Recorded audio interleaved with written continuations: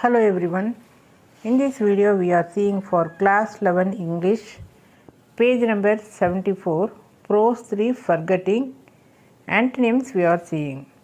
See the first one seldom, rarely எப்பவாது, often அடிக்கடி, admitted சேர்த்துக்கொள்ளுதல், denied மறுத்தல், methodical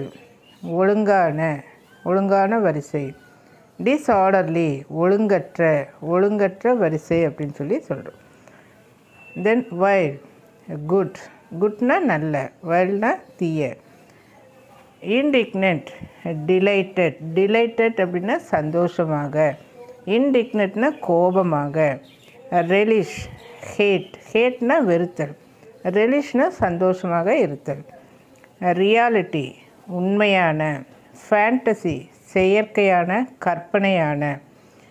தென் வேர்ச்சு அறம் சார்ந்த ஒழுங்கான ஒழுக்கத்துடன் கூடிய. வைஸ் ஒழுக்கமற்ற நேர்மையற்ற. ஃபேக்ட் உண்மையான. ஃபிக்ஷன் கற்பனையான. Thanks for watching this video. If you like this video, you please share it to your friends. Thank you.